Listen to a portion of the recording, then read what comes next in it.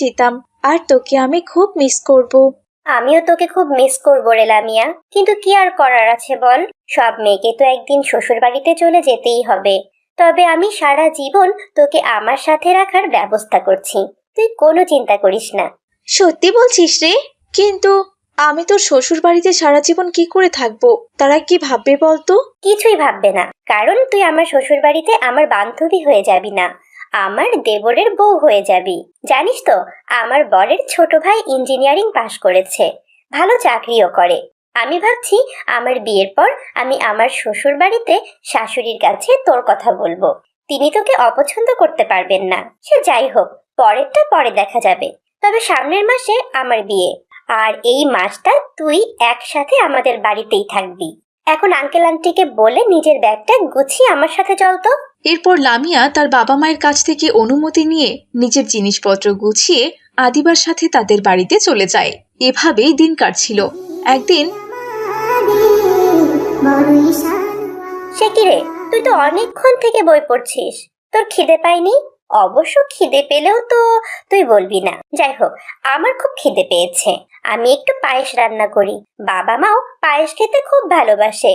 মা তো আবার সকালে রান্নাও করে যায়নি, একটু পায়েস রান্না করে রাখি, তাহলে বাড়িতে ফিরে খেতে পারবে। আঙ্কেল আন্টি আবার কোথায় গেছে রে? আমি তো ঠিক বলতে পারলাম না রে, আমাকে বললো কোথায় যেন যাবে। যাই হোক, আমি রান্নাঘরে আছি, তোর কোনো কিছু লাগলে আমার কাছে আসিস, কেমন? এই বলে আদিবা রান্নাঘরে যায় আর বড় একটা পাতিলে দুধ জাল দিতে থাকে। দুধ জাল দেওয়া হয়ে গেলে আদিবা হাত দিয়ে দুধের পাতিল নামাতে যায়, আর তখনই গরম দুধ তার শরীরে পুড়ে যায় আর আদিবা মাটিতে পড়ে চিৎকার করতে থাকে। তখনই সেখানে লামিয়া আসে আর আদিবাকে নিয়ে হাসপাতালে যায়। আদিবার এমন অবস্থা দেখে আদিবার হবু স্বামী তাকে দেখতে আসে। একদমই টেনশন করো না আদিবা, আল্লাহ তাআলার রহমতে তুমি খুব দ্রুতই সুস্থ হয়ে উঠবে। তোমাকে অনেক ধন্যবাদ লামিয়া, তুমি ঠিক সময় আদিবাকে হাসপাতালে না নিয়ে আসলে ওর বড় ক্ষতি হয়ে যেত। এই বলে আসিফ সেখান থেকে চলে যায়। এরপর থেকে আসিফ প্রায়ই আদিবাকে দেখতে হাসপাতালে আসতো আর লামিয়ার কাছ থেকে আদিবার খোঁজ নিত। একদিন আসিফ হাসপাতালে এসে দেখলো লামিয়া আদিবার হাতে ঔষধ লাগিয়ে দিচ্ছে। মাশাআল্লাহ আদিবা, তুমি খুব ভাগ্যবতী, খুব ভাগ্য করে এরকম একজন বান্ধবী পেয়েছো যে তোমার বিপদে সব সময় পাশে থাকে। আসিফ যখন লামিয়ার প্রশংসা করছিল তখন আদিবার মা আয়শা এসব কথা শুনছিল। এভাবেই বেশ কয়েকদিন কেটে গেল। একদিন আসিফ আদিবার খোঁজ নিতে এসে দেখে লামিয়া সেখানে নেই। এই দেখে আসিফ লামিয়াদের বাড়িতে যায় তাকে ডাকতে। আর এসব দেখে আয়শা বলে, শোনো, আমার না এসব কোনো কিছু একদম ভালো লাগছে না। আদিবা অসুস্থ হওয়ার পর থেকে দেখছি জামাই বাবা সব সময় লামিয়ার প্রশংসা করছে, আজকে আবার লামিয়াকে ডাকতে তার বাড়িতেও গেছে। যদি এবার জামাই বাবা আদিবার সাথে বিয়েটা ভেঙে দেয় আর লামিয়াকে বিয়ে করতে চায়, তাহলে কি হবে একবার ভেবে দেখেছো? কথাটা অবশ্য তুমি মন্দ বলনি, ব্যাপারটা কিছুদিন থেকে আমিও লক্ষ্য করছি। তবে এ নিয়ে চিন্তা করো না, আল্লাহ তাআলা যার সাথে যার ভাগ্য লিখে রেখেছে তার সাথেই তার বিয়ে হবে, সেখানে আমরা চাইলেও কিছু করতে পারবো না। যদি আসিফের সাথে আদিবার বিয়েটা লেখা থাকে তবে যে কোনো উপায়ে সেটা হবেই। আল্লাহ সর্বশক্তিমান, তিনি যা করেন ভালোর জন্যই করেন। আয়শা আর আব্দুল্লার এসব কথা দূর থেকে লামিয়া শুনতে পায় আর মনে মনে ভাবে, আঙ্কেল আন্টি আমাকে ভুল বুঝছে। তবে এমন পরিস্থিতিতে তাদের ভুল বোঝাটাও খুব স্বাভাবিক। আমাকে আজই এখান থেকে চলে যেতে হবে, তাহলে হয়তো তাদের টেনশন কমে যাবে। এই বলে লামিয়া নিজের জিনিসপত্র নিয়ে তার বাড়িতে চলে আসে। কয়েকদিনের মধ্যে লামিয়াদের বাড়িতে তাকে দেখতে পাত্রপক্ষ আসে আর লামিয়া পাত্রপক্ষের সামনে গিয়ে তো অবাক হয়ে যায়। এ কি, আদিবার হবু স্বামী আমাদের বাড়িতে কি করছে? তার মানে কি আঙ্কেল আন্টি যা ভেবেছে তাই সত্যি হতে চলেছে? এভাবে আমার জন্য আমার বান্ধবীর বিয়েটা ভেঙে যাবে? হে আল্লাহ, তুমি আমাকে সাহায্য করো, এমন কোনো কিছু যেন না হয়, নয়তো আমি কখনোই আদিবাকে মুখ দেখাতে পারবো না। ও কি ভাববে আমার বিষয়ে? আরে মা, দাঁড়িয়ে আছো কেন? এখানে বসো। আসলে আসিফ তোমার ব্যাপারে আমাকে অনেক কথা বলেছে, তাই আমি ভাবছি আমার ছোট ছেলে আলামিনের সাথে তোমার বিয়ে দিব। ভেবেছিলাম আসিফের বিয়ের পর আলামিনের বিয়ের কথা ভাববো। যেহেতু ভালো দুজন পাত্রী একসাথেই পেয়ে গেলাম, তাই ভাবছি দুই ভাইয়ের বিয়ে একসাথেই দিব ইনশাআল্লাহ। আসিফের মায়ের এমন কথা শুনে লামিয়া যেন হাফ ছেড়ে বাঁচে। আলামিনের সাথে বিয়ে হলে লামিয়া সব সময় আদিবার সাথে থাকতে পারবে আর আল্লাহ তাআলার কাছে শুকরিয়া আদায় করতে থাকে। এদিকে আদিবা আর লামিয়ার বিয়ের আয়োজন একই দিনে করা হয় আর দুই বান্ধবীর একসাথে বিয়ে হয়। কি ব্যাপার আয়শা, মিলির জ্বর এখনো কমেনি? না না, এখনো কমেনি। সারাটা রাত জ্বর ছিল, এখনো জ্বর ছাড়ছে না। মেয়েটা জ্বরে খুব কষ্ট পাচ্ছে জানো। তাহলে ওকে ওষুধ খাওয়াচ্ছ না কেন? ঔষধ তো অনেক আগে শেষ হয়ে গেছে, এমনকি ঘরের বাজারও তো নেই। আমরা যে আজকে কি খাবো তা আল্লাহ তাআলাই ভালো জানেন। চিন্তা করো না মা আয়শা, আমি এখনই মাছ ধরতে যাচ্ছি। যা মাছ পাবো সব বিক্রি করে সেই টাকা দিয়ে বাজার আর ঔষধ দুটোই কিনে নিয়ে আসবো ইনশাল্লাহ। বাবা লাবিব, কোথায় বাবা? চল আমার সাথে মাছ ধরতে যাবি, চল। এই তো বাবা, আমি চলে এসেছি, চলো। এরপর তারা বাপ বেটা নদীতে যায় মাছ ধরতে। বাবা চলো, নৌকা দিয়ে নদীর ওই দিকটায় যাই। ওই দিকটা অনেক মাছ থাকতে পারে। প্রতিদিন সব জেলে মামারা ওই দিকটা থেকেই মাছ ধরে। আজকে তো কেউ আসেনি, তাই চলো আমরা ওইখানে যাই, মাছ পাবো। ঠিক আছে।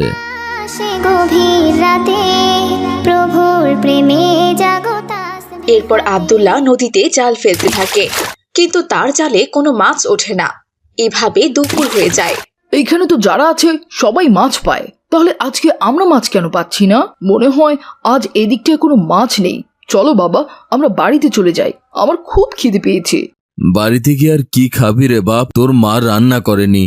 যে করেই হোক মাছ ধরে বাজারে বিক্রি করতে হবে, নইলে আজ যে না খেয়েই দিন কাটাতে হবে। মনে পড়েছে, আমার পকেটে 2টা পেয়ারা আছে। আজ সকালবেলা বন্ধুদের সাথে ওদের গাছে পেয়ারা বেড়েছি, কয়েকটা খেয়েছিলাম আর 2টো পকেটে রেখেছিলাম। এই নাও বাবা, তুমি একটা খাও, আমি একটা খাই। এরপর তারা বাপ ছেলে মিলে পেয়ারা খায়। তারপর আবারও আব্দুল্লাহ নদীতে জাল ফেলে, কিন্তু এইবারও তার জালে কোনো মাছ ওঠে না। এ কি বাবা, বেলা তো গড়িয়ে গেল, আর কতক্ষণ থাকবে বলো তো? আর 2বার জাল ফেলবো, এতে মাছ উঠলে উঠবে, না উঠলে বাড়িতে চলে যাব। আল্লাহ তাআলা হয়তো আজকে আমার রিজিকে কোনো মাছই রাখেনি।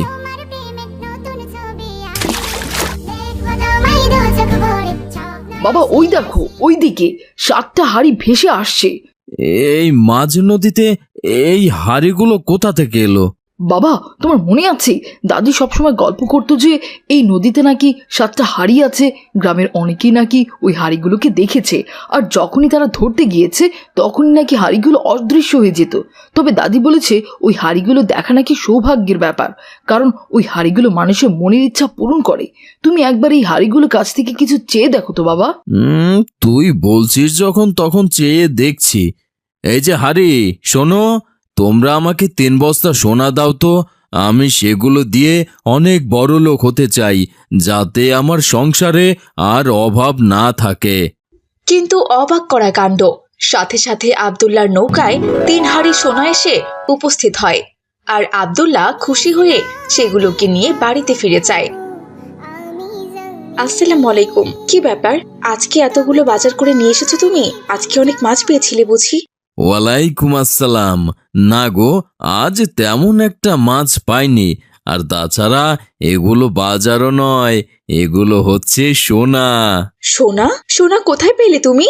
এরপর আব্দুল্লাহ আয়েশাকে সব কথা খুলে বলে, আর সব শুনে আয়েশাও অবাক হয়ে যায়। আস্তে আস্তে তারা অনেক ধনী হয়ে যায়, আর তাদের ধনী হওয়ার কথা পুরো গ্রামে ছড়িয়ে পড়ে। একদিন শুক্রবারে আব্দুল্লাহ নামাজ পড়তে যাচ্ছিল, তখন আসসালামু আলাইকুম আব্দুল্লাহ ভাই। ওয়ালাইকুম আসসালাম। কি ব্যাপার, কেমন আছো কালু? আলহামদুলিল্লাহ ভাই, আল্লাহ অনেক ভালো রেখেছেন। এখন তো ভাই আপনি অনেক বড় লোক হয়ে গেছেন। তা বলছিলাম কি ভাই, আমাদের মহল্লায় একটা মসজিদ তৈরি হচ্ছে, আমাদের মসজিদের জন্য একটু সাহায্য করুন। আমাকে মসজিদের সভাপতি আপনার কাছে পাঠিয়েছে। ও, এই ব্যাপার, ঠিক আছে। এ কি আব্দুল্লাহ ভাই, মাত্র 10 টাকা দিলেন? আমার তো সামর্থ্য নেই, তবুও তো আমি এর থেকেও বেশি টাকা দান করেছি। অন্তত পক্ষে 100টা টাকা দিন ভাই। এখন আমি নামাজে যাব, আমাকে বিরক্ত করো না তো কালু। যদি পরবর্তীতে কোনো টাকা লাগে তাহলে আমি দেব, আপাতত এই 10 টাকাই নাও। এরপর কালু কোনো কথা না বলে 10 টাকা নিয়ে সেখান থেকে চলে যায়, আর আব্দুল্লাহ মসজিদে নামাজ পড়তে চলে যায়। নামাজ শেষে আব্দুল্লাহ মসজিদের বাইরে বের হয়। কি ব্যাপার হুজুর, আজকে আমাদের মসজিদে এত ভিড় হয়েছে কেন? এর আগে তো কখনো মসজিদে এমন ভিড় দেখিনি। তাছাড়া গ্রামের মানুষ হুট করে এত বেড়ে গেল কি করে? এখানে তো অনেকে আছে যাদেরকে আমরা চিনিও না। আসলে আব্দুল্লাহ, পাশের গ্রাম থেকে আমাদের মসজিদে অনেকে নামাজ পড়তে এসেছে। তুমি তো ভালো করেই জানো পাশের গ্রামে কোনো মসজিদ নেই, তবে নতুন করে মসজিদ তৈরির কাজ চলছে। কিন্তু এর আগে তো এত ভিড় কখনো দেখিনি। এত লোকের ভিড়ে আমি তো ভেতরে গিয়ে নামাজই পড়তে পারলাম না। শেষমেশ বারান্দায় দাঁড়িয়ে নামাজ পড়তে হলো। শুক্রবারে একটু ভিড় তো হবেই ভাই। তাছাড়াও তুমি তো আগে তোমার নৌকাতে নামাজ পড়তে, শুক্রবারেও তো মসজিদে আসতে না, তাই এরকম ভিড় দেখোনি। যাই হোক, জামাতে নামাজ পড়েছ তার জন্য তো সওয়াব পাবে, তাই ওসব কষ্ট ভুলে যাও।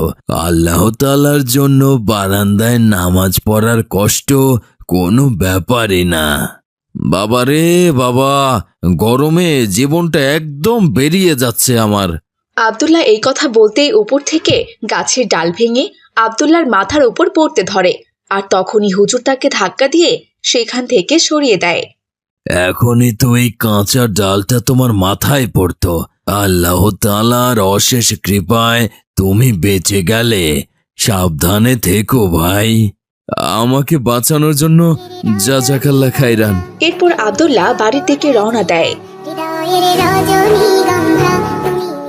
বাবা, আমার মেয়ের বিয়ের জন্য একটু সাহায্য প্রয়োজন। দয়া করে আমাকে কিছু টাকা দিয়ে সাহায্য করো বাবা। এজন্যই বুঝি মসজিদের বাইরে এতক্ষণ দাঁড়িয়েছিলেন? যখনই কোনো বড়লোক মসজিদ থেকে বের হবে তার কাছে হাত পেতে ভিক্ষা চাইবেন কেন? আপনি কাজ করতে পারেন না? সরুন তো এখান থেকে, আমার তাড়া আছে।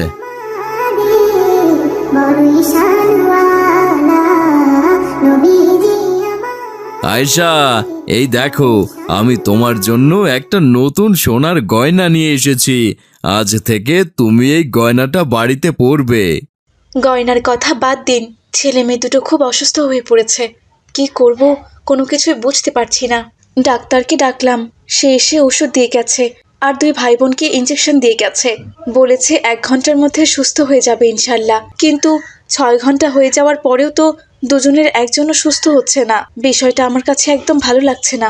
চিন্তা করো না, আল্লাহর উপর ভরসা রাখো। ইনশাল্লাহ ওরা সুস্থ হয়ে যাবে।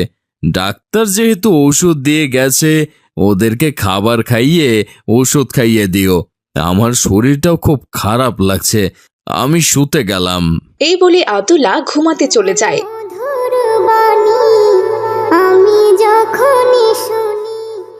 আরে আরে, আমি নৌকায় কি করছি? আমি তো এতক্ষণ বাড়িতেই ছিলাম। আর এ কি ফকির বাবা, আপনি আপনি আমার নৌকায় কি করছেন? কি রে, তোর এত দ্রুত পরিবর্তন হয়ে গেল? আমি ফকির বাবা না, আমি হলাম জিন। ভেবেছিলাম তুই খুব সৎ একজন মানুষ, তাই তোকে খুশি হয়ে ওই সোনার 3টে হাড়ি আমি তোকে দিয়েছিলাম, যা বছরের পর বছর সবাই দেখেছে, কিন্তু আমি কাউকে দেইনি। আর তুই কি না আমার সোনার হাড়ি পেয়ে বড় লোক হয়ে আমাকেই ভুলে গেলি? ওরে, আমি তো শুধুমাত্র তোকে পরীক্ষা করার জন্য তোর কাছে ভিক্ষে চেয়েছিলাম। আমি দেখতে চেয়েছিলাম যে তুই এখনো আগের মতো সৎ আছিস কিনা, কিন্তু তুই তো আমার পরীক্ষায় উত্তীর্ণ হতে পারিসনি। উল্টো মানুষের উপকার না করে অপমান করছিস। তুই টাকা পেয়ে এখন অহংকারী হয়ে গেছিস, আর তার জন্যই আমি তোর মাথার উপর গাছের ডাল ফেলেছিলাম। তোর ছেলে মেয়েদেরও অসুস্থ করে দিয়েছি। আসলে আমি বুঝতে পারিনি, আমাকে ক্ষমা করে দিন জিন। আমি জানতাম না যে ওগুলো জিনের সোনাদানা, আর এইটাও বুঝতে পারিনি যে ওগুলো আপনারা মানুষের উপকার করার জন্য আমাকে দিয়েছিলেন। দয়া করে আপনি আমাকে ক্ষমা করে দিন, আর আমার ছেলে মেয়ে দুটোকে সুস্থ করে দিন। আপনি যা বলবেন আমি তাই শুনবো। শোন তাহলে, তুই ওই 3 হাড়ি সোনার মধ্য থেকে 2 হাড়ি সোনা দিয়ে 10 গ্রামে 10টা মসজিদ তৈরি করে দিবি, আর 10টা পুকুর খনন করবি, যেন মানুষ নিরাপদে পুকুর ব্যবহার করতে পারে। আর বাকি 1 হাড়ি সোনা আমি তোকে দিলাম, ওটা তুই নিজের জন্য খরচ করবি। ঠিক আছে, আপনি যা বলছেন আমি তাই করব। এখন দয়া করে আপনি আমার ছেলে মেয়েদের সুস্থ করে দিন। আব্দুল্লাহ এভাবে কথা বলতে বলতেই তার ঘুম ভেঙে যায়। আর পরদিন থেকে সে দ্রুত আশেপাশের 10 গ্রামে মসজিদ বানানোর কাজ শুরু করে দেয়। এদিকে কিছুদিনের মধ্যে আব্দুল্লাহর সন্তানেরাও সুস্থ হয়ে ওঠে। ইসলামপুর মহল্লায় 2 ভাই তাদের স্ত্রীকে নিয়ে বসবাস করত। 2 ভাইয়ের মধ্যে রফিক ছিল ছোট আর আব্দুল্লাহ ছিল বড়। তারা কৃষিকাজ করত আর বেশ সুখেই দিন কাটাচ্ছিল। আসসালামু আলাইকুম আয়েশা, এই দেখো আমি তোমার জন্য কি নিয়ে এসেছি। ওয়ালাইকুম আসসালাম। মাশাল্লাহ, এত সুন্দর শাড়ি, আমার খুব পছন্দ হয়েছে। জাজাকাল্লাহু খাইরা। আজ ফসল বিক্রি করে হাতে বেশ মোটা অঙ্কের টাকা এসেছিল, তাই ভাবলাম তোমার জন্য একটা নতুন শাড়ি নিয়ে আসি। শাড়ির আবার কি দরকার ছিল? আমার তো অনেকগুলো শাড়ি আছে। কি যে বলো না আয়েশা, তুমি তো সব সময় আমার সাথেই জমিতে কাজ করো, এটার উপর তোমার অধিকার আছে। এদিকে আয়শা আর আব্দুল্লাহর এমন কথা শুনে সুমি হিংসায় জ্বলে পুড়ে মরছিল। হ্যাঁ গো, শুনছো? কই গেলে? দেখে যাও, তোমার ভাই আব্দুল্লাহ তোমার ভাবি আয়শাকে কি সুন্দর একটা শাড়ি কিনে দিয়েছে। আজ তুমিও তো ফসল বিক্রি করেছো, কই আমার জন্য কি নিয়ে এসেছো? হ্যাঁ, তোমরা তো আপন মায়ের পেটের ভাই, তাই না? তাহলে তুমি তোমার ভাইয়ের মতো হওনি কেন বলো তো? তোমার তো অনেকগুলো শাড়ি আছে সুমি, এই জন্যই তো আমি নিয়ে আসিনি। শাড়ি তো আয়শারও আছে, তবুও তোর স্বামী ওকে শাড়ি এনে দিয়েছে। আর এটাকেই বলে ভালোবাসা। তোমাকে এসব বোঝাতে বোঝাতে আমি বাবু হাঁপিয়ে গেছি। যাও, এক্ষুনি আমার জন্য একটা শাড়ি নিয়ে এসো। আচ্ছা আচ্ছা, ঠিক আছে সুমি, আমি এক্ষুনি যাচ্ছি। রফিক চলে গেল বাজারে শাড়ি আনতে, কিন্তু বাজারে গিয়ে দেখলো শাড়ির সমস্ত দোকান বন্ধ। তাই সে বাজার থেকে একটা ফুলকপি কিনে নিয়ে বাড়িতে চলে এলো। এই নাও সুমি, আমি তোমার জন্য ফুল এনেছি। ফুল? এইটা তো দেখছি একটা ফুলকপি। তোমাকে আমি শাড়ি আনতে বলেছিলাম, আর তুমি কিনা আমার জন্য ফুলকপি নিয়ে আসলে। তুমি এত বড় গাধা কেন বলো তো? এতে আমার কি দোষ বলো? আমি তো শাড়ি কিনতেই বাজারে গিয়েছিলাম, কিন্তু বাজারে গিয়ে দেখি সব দোকান বন্ধ। সবাই বলল আসরের আজানের পর খুলবে, অতক্ষণ বসে থেকে কি লাভ? তখন দেখি বাজারে নতুন সবজি আসা শুরু করেছে। জমি টাটকা ফ্রেশ ফুলকপিটা দেখে আমার খুব পছন্দ হলো, তাই তোমার জন্য ভালোবেসে আমি এই ফুলকপিটা নিয়ে এলাম। মাছ দিয়ে রান্না করো, আজকে মজা করে জমিয়ে মাছ দিয়ে ফুলকপি খাবো। আরে রাখো তো তোমার ভালোবাসা। সত্যি বাবা, তোমাকে নিয়ে আমি আর পারি না। জীবনে আমি অনেক বোকা মানুষ দেখেছি, কিন্তু তোমার মতো বোকা মানুষ আমি কখনোই দেখিনি। তোমার ভাই তার বউকে একটা শাড়ি কিনে দিল, আর তুমি কিনা আমার জন্য একটা ফুলকপি নিয়ে এলে। একটা ফুল নিয়ে আসলেও তো আমি খুশি হতাম নাকি? এই বলে সুমি রাগ করে ঘরে চলে যায়। আর এইসব দৃশ্য আব্দুল্লাহ আর আয়েশা দূর থেকে দেখছিল। আয়েশা, তোমার বোন তোমাকে দেখে সবসময় এত হিংসে করে কেন? তোমরা তো আপন বোন, তাই না? আসলে সুমিত ছোট থেকে একটু এমন। আল্লাহ তাআলা ওকে হেদায়েত দান করুক। পরদিন সকালে তারা 2 ভাই তাদের নিজ নিজ জমিতে চলে যায় আর কাজ করতে থাকে। সুমি, ভাইজান জমিতে ওগুলো কিসের বীজ রোপণ করছে? ওগুলো তো দেখে ধানের বীজ মনে হচ্ছে না, বীজগুলো দেখে তো ভুট্টার বীজের মতো লাগছে। সেটাই তো দেখছি, এই গ্রামে আবার কেউ ভুট্টা কিনতে আসে নাকি? ওরা যে কেন খামোখা ভুট্টার বীজ লাগাচ্ছে সে যাই হোক, ওদের যেটা ভালো মনে হয়েছে তাই করেছে। যখন ভুট্টার দাম পাবে না তখন বুঝবে মজা। সুমি আর রফিকের এসব কথা শুনে আয়েশা বলল, ওগো, আমরা ভুট্টা চাষ করে ভুল করছি না তো? চিন্তা করো না আয়েশা, আল্লাহর উপর ভরসা রাখো। ইনশাআল্লাহ আমরা ভুট্টা বিক্রি করে ভালো টাকা পাবো। এভাবেই বেশ কিছুদিন কেটে গেল। আব্দুল্লাহর ভুট্টার বীজ গজিয়ে চারা বের হয়েছে। চারা গাছগুলো বেশ বড় হয়েছে। দেখতে দেখতে ভুট্টা ধরে পরিপক্ক হয়ে গেছে। আর এদিকে রফিকের ধানের গাছও বেশ বড় হয়ে গেছে। দেখো, আমাদের ভুট্টা গাছগুলো কত বড় হয়েছে। আল্লাহর রহমতে এবার আমরা খুব ভালো ফলন পাবো আশা করছি। মাশাআল্লাহ। আব্দুল্লাহর ফসল দেখে রফিক তার বউ সুমিকে বলল, সুমি, দেখো দেখো, ভাইজানের ফসল কত ভালো হয়েছে। ওদের ফসল দেখে আমরা কি করব? হ্যাঁ, আমাদের ফসল দেখো, আমাদের ধান তো মোটামুটি ভালোই হয়েছে। আরে এ কি, ওরা তো দেখছি ভুট্টা ছিটা শুরু করেছে, মনে হয় জমিতে এখন অন্য ফসল লাগাবে। তুমিও তাড়াতাড়ি করে ধানগুলো কেটে ফেলো, আমাদেরও অন্য ফসল লাগাতে হবে, বুঝেছো? কি বলছো কি সৌমি? এমন কাঁচা ধান কাটলে তো আমরা ওই